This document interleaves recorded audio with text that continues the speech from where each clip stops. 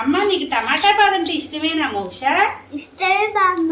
అవునా, చాలా ఇష్టమా మామూలు ఇష్టమా? చాలా ఇష్టం. అయితే ఇప్పుడు మంచిగా చేస్తా నేను, మీరు అందరు చక్కగా తినేసి ఎట్లా ఉందో నాకు చెప్పండి. టేస్టీగా ఉంటుంది. అదే హాయ్ హలో నమస్తే, welcome back to our channel నా ప్రపంచం. అందరూ ఎలా ఉన్నారండి? మేమైతే చాలా బాగున్నాము. అలానే మీరందరూ కూడా చాలా బాగుండాలని చెప్పి మనస్ఫూర్తిగా కోరుకుంటూ ఈరోజు టిఫిన్స్ అన్నిటిలో కూడా మనకి వద్దు వద్దు అంటున్న టిఫిన్ ఒకటి పిల్లలకైతే చక్కగా చేసి పెడితే, ఇలా చేసి పెడితే కమ్మగా తింటారు. అందుకోసం ఈ టిఫిన్ అయితే నేను నాకు వచ్చిన పద్ధతిలో చక్కగా చేస్తూ ఉన్నాను. టమాటా బాద్ అనమాట. టమాటా బాద్ కానీ మనకి బొంబాయి రవ్వతో చేసే ఉప్మా కానీ కొంచెం కేర్గా ఉండి ఇలా చేయండి. కంపల్సరీగా ఈ టిఫిన్ అంటే కూడా పిల్లలు చాలా ఇష్టపడతారనమాట. కొన్ని టిప్స్ ఉపయోగించాలి మనం టమాటా బాత్ చేసేటప్పుడు. ఎందుకు అంటే అన్ని టిఫిన్స్ ఏ టిఫిన్ అన్నా కానీ బాగానే తొందరగా పెట్టండి అంటారు, కానీ మనం ఎక్కడన్నా ఫంక్షన్కి కూడా ఉప్మానా అంటే అబ్బా ఉప్మానా అంటారు. అందువల్ల కొంత అనమాట ఇలా మంచిగా రావాలి అంటే నేను చెప్పిన చిట్కానే తప్పకుండా పాటించండి. మేమైతే ఈ సుజీ రవ్వ అయితే ఇదైతే వాడుతూ ఉంటాము. అయితే దీన్ని తీసుకొచ్చుకున్న తర్వాత కూడా మనం మార్కెట్ నుంచి వచ్చిన వెంటనే కూడా చక్కగా మేమైతే ఫ్రిడ్జ్లో స్టోర్ చేస్తామండి. ఎందుకు అంటే బయట పెట్టేటట్టు లేదనమాట. ఇవాళ రేపు పిండ్లు ఏవైనా కానీ బయట పెడదాము అంటే ఎందుకో కొన్ని రోజులకే పాడైపోవడం అలా అవుతుంది. కాబట్టి తెచ్చిన రవ్వని అంతా కూడా ఒక్కసారి యూజ్ చేయం కదా, అందువల్ల కొంచెం నేనైతే ఎమ్మటే మేమైతే ఫ్రిడ్జ్లో పెట్టుకుంటామండి. ఈ రవ్వ తెచ్చినా కానీ గోధుమ పిండి తెచ్చినా శనగపిండి తెచ్చినా ఏ పిండి అయినా సరే మస్ట్ అండ్ షుడ్గా మాత్రం ఖచ్చితంగా ఫ్రిడ్జ్లోకి వెళ్ళవలసిందే.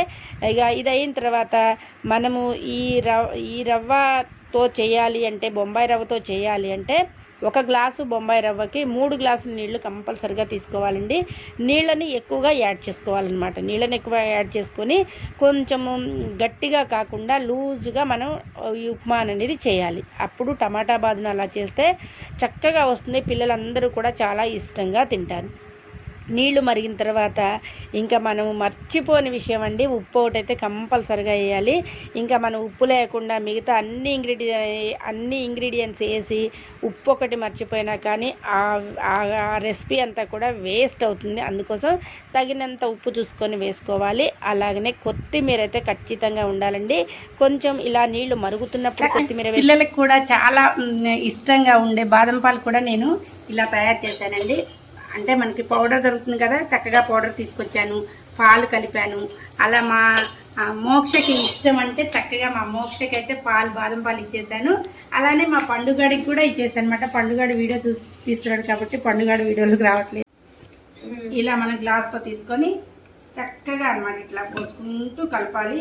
రవ్వను ఎప్పుడైనా కానీ డిస్టెన్స్ మెయింటైన్ చేయాలన్నమాట. ఒకేసారి పోస్తే రవ్వ అంతా ఉండలు కడుతుంది. ఇలా చక్కగా పోసుకొని మూత పెట్టేసుకుందాము. నీకు టమాటా బాత్ ఇష్టమేనమ్ము? ఇష్టం. ఇది మనకి కమ్మగా ఇంకా టేస్టీగా ఉండాలంటే కొంచెము నెయ్యి అన్నిట్లో దుర్గానే బాగుంటుంది. అంటే మన ఇంట్లో చేసుకునే నెయ్యిలాగా అనిపిస్తుంది. దీన్ని కొంచెం యాడ్ చేసుకోండి.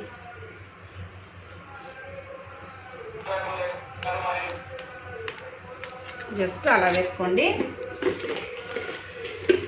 దీన్ని మొత్తం కూడా ఇలా ఒక్కసారి కలిపేసుకుందాం.